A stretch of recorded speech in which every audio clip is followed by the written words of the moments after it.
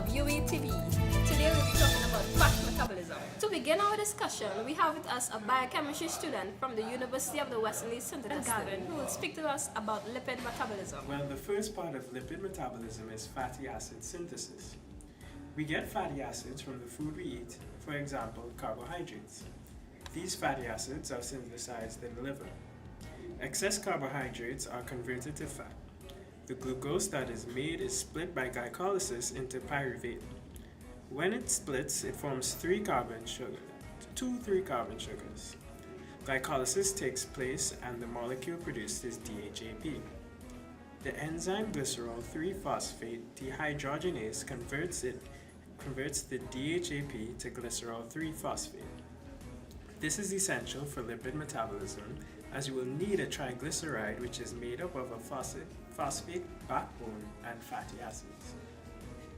In order to make a fatty acid, you need the cofactor acetyl CoA.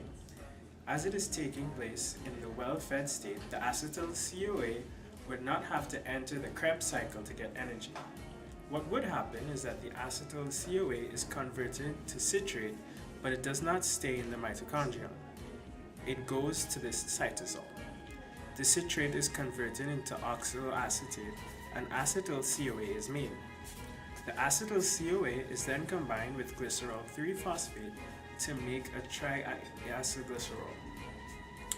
This would then be packaged into lipoproteins as VLDL, which is very large, dense lipoprotein, and would enter the adipose tissue.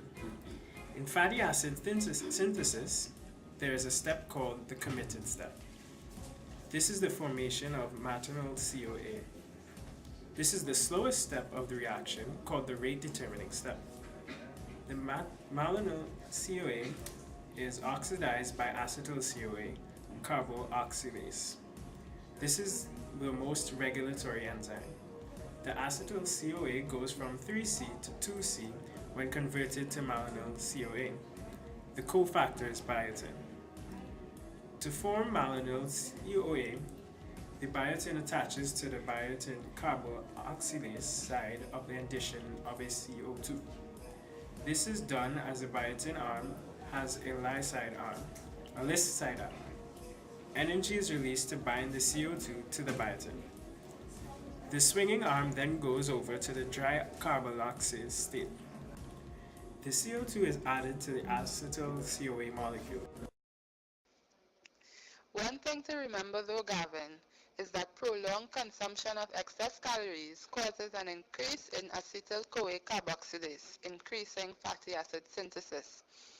Well, the malonyl-CoA is synthesized by the enzyme fatty acid synthase, but it can only make even-chain saturated fatty acids up to 16 carbons. Both acetyl-CoA and malonyl-CoA are used in fatty acid synthesis, but the acetyl-CoA is used in only the priming reaction, and the malonyl-CoA is used in every other reaction. There are 4 steps in each reaction: 1 condensation, 2 reduction, 3 dehydration, and 4 reduction again. Now there's another step called beta oxidation. This is where fatty acids are broken down by various tissues to provide energy. This is the final step where the enzyme palmitoyl thioesterase catalyzes a hydrolysis reaction, breaking the last bond to form palmitate. The palmitoyl thioesterase converts a long-chain acyl-CoA to a long-chain acyl-carnitine that allows the fatty acid moiety to be transported along the inner mitochondrion membrane via carnitine translocase. This exchanges the long-chain acyl-carnitine for carnitine. The inner mitochondrial membrane, CPT2, then converts the acyl-carnitine back to long-chain acyl-CoA. This acyl-CoA is 2 carbons shorter than before. It is then allowed to enter the TCA and ETC.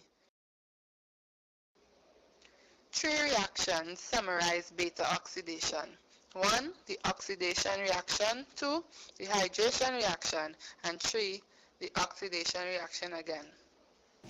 Rumor has it that there has been a detective interviewing students at the University of the West Indies St. Augustine campus. I went down there to see what all the commotion was about.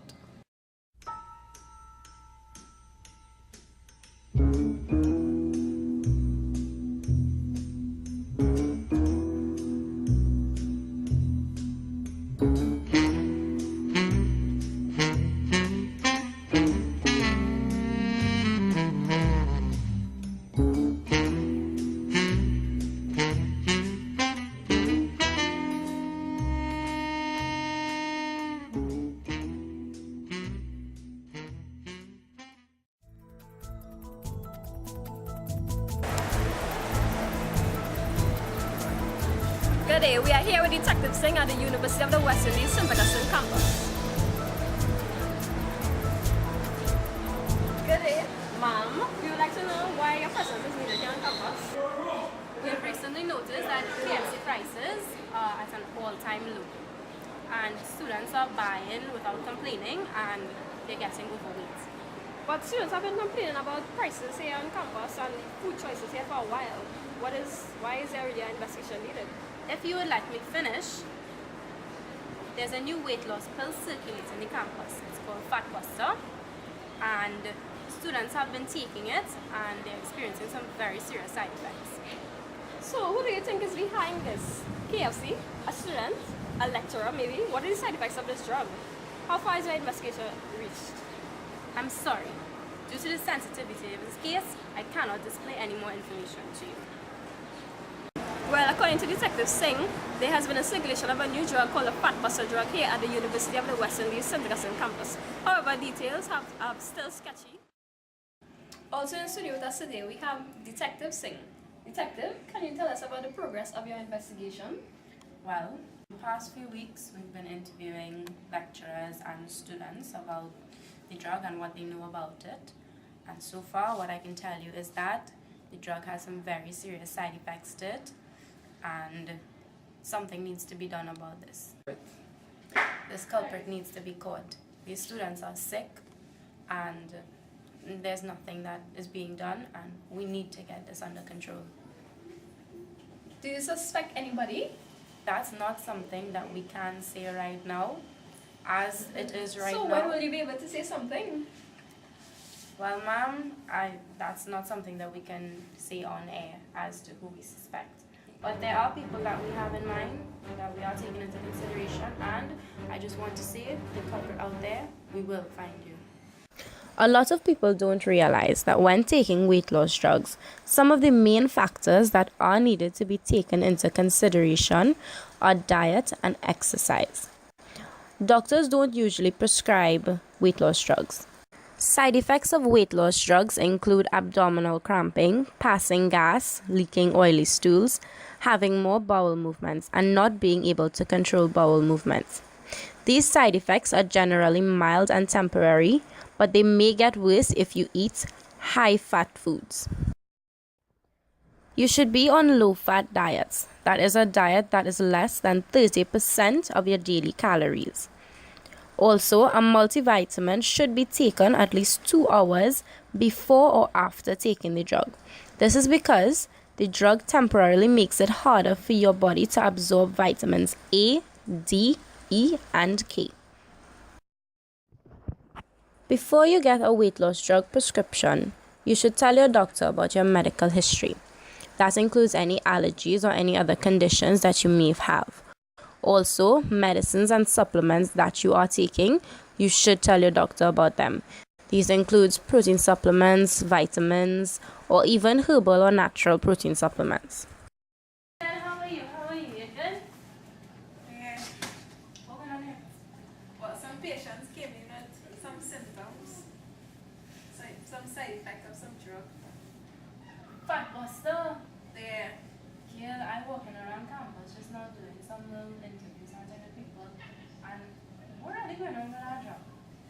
Well, the patients. Okay, well, since I've been using it, I've been getting a rash and a pain in my stomach. And since I started using it, my tissue coming was orange. having some rectal discomfort with some oleaginous discharge. What? My bottom hurting and it dripping oil. Today we have with us Dr. Stevens, who will tell us all about this new drug. Dr. Stevens? As you're saying, fat buster contains enzymes called lipase, which in the body digests triglycerides and phospholipids. Fat buster, like any other effective weight loss drug, inhibits the gastric and pancreatic lipases. This means that the active ingredients in the drug binds covalently to the active site of the lipase and performs competitive inhibition, which prevents the triglycerides from binding to the lipase. Lipases usually hydrolyze triglycerides so they can be absorbed into the epithelial cells of the villi in the small intestines. When these lipases are inhibited, the triglycerides can't break down, and so they can be absorbed into the cells. They are therefore released with the remaining undigested material, feces, as some will say. Okay? The undigested triglycerides may be responsible for strange side effects, like the what? orange color and the exudation. As you know, Exudation. I had a patient who came in with orange tutu. Really? Yes. Those are just some of the side effects. The problem is not the mechanism of action of the drug, because there are many legal drugs that operate just like this. The problem is that drugs that operate just like this may be obtained with a prescription from a doctor, not handed out to desperate kids. It's illegal to do that. Someone needs to pay for these crimes. Thank you, Dr. Stevens. So, do you have any suspects at this time? Well, right now we can't divulge any information about that as yet because we don't have much gathered for us to see anything. Hold on, please. No problem. Hello? What? Are you sure? Okay then.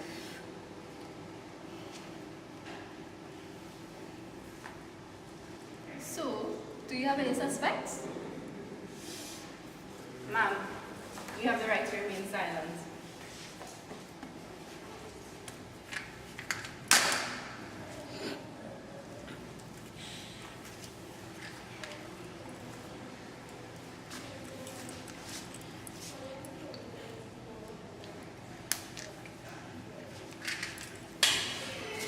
Ma'am, you're under arrest. For what? For possession and distribution of illegal drugs.